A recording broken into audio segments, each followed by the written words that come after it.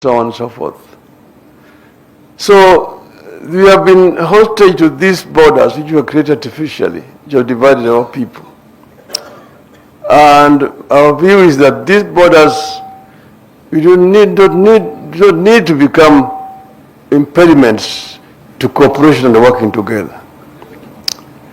This gathering here is not political, it's just cultural, to bring people together.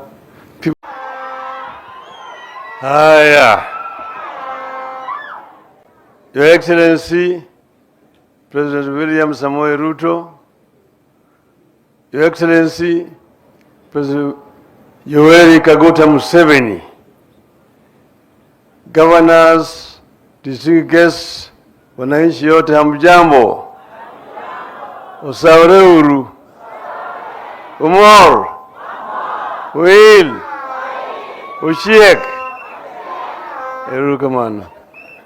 Your Excellencies, feel welcomed here in Ramogi land. I am very delighted to have opportunity to speak here before my two brothers. I talked to my brother William Ruto. I told him that there's something very special that is being celebrated here. That what is called Piny. That this time they have invited people from all over Eastern Africa, from DRC, Uganda, South Sudan, Ethiopia, Tanzania. And it would be a very good idea if we could invite our neighbor to come and join us. He told me I'm going to call him.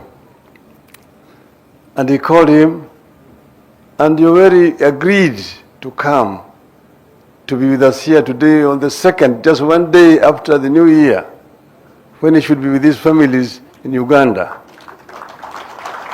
This is a great honor that we don't take for granted.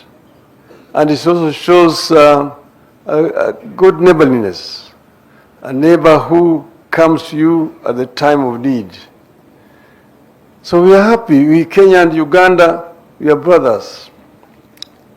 We, of course, have the artificially created borders, which were drawn somewhere in Berlin, where none of our forefathers were represented.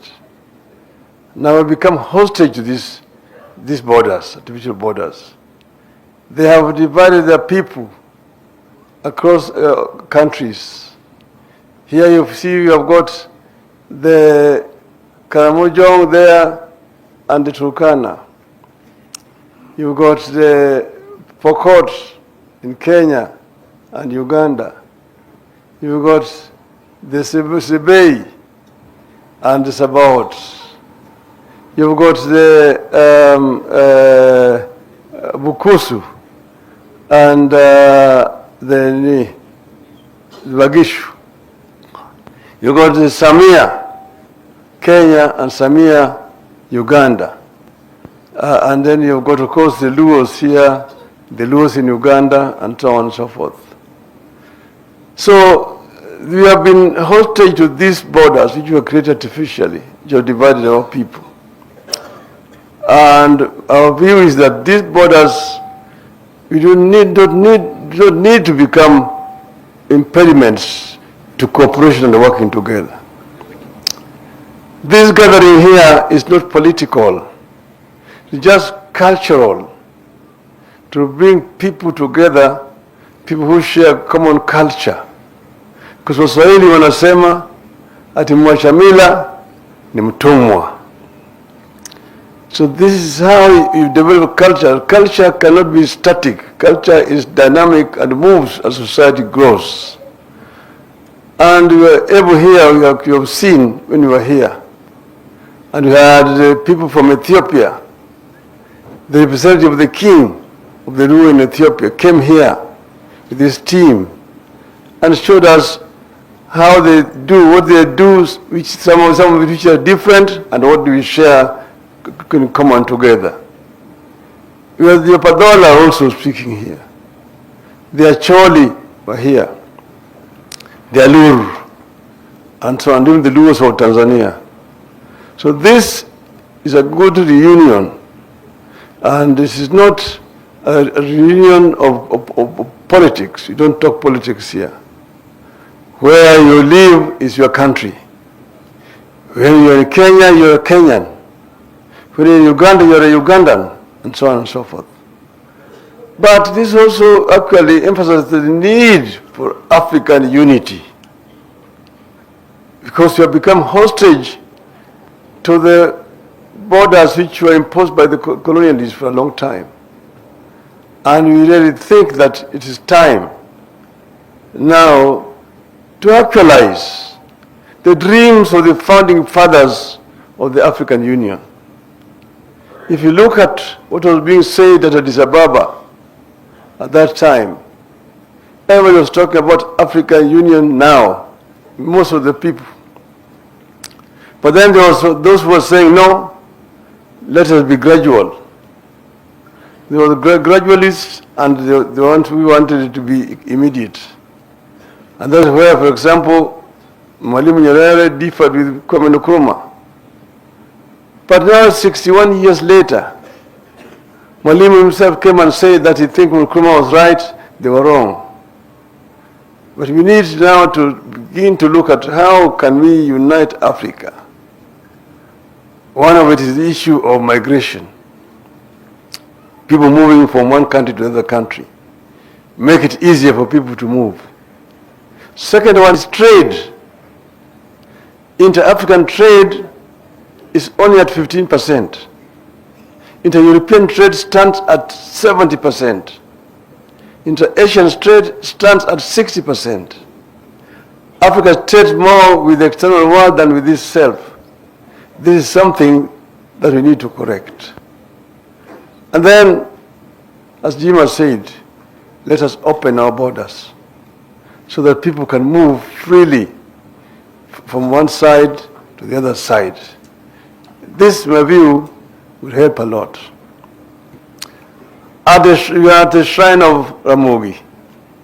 This is where the first Luos who came here settled, led by Ramogi. That is nearly 800 years ago. And were led by Ramogi. They settled on top of the hill. There were Bantus who were living around here. They did not fight because there was a lot of land. They were able to graze their cattle and their neighbors. Then they started intermarrying. It took those who are called the Jokajok. In Acholiland they are called the Pajok.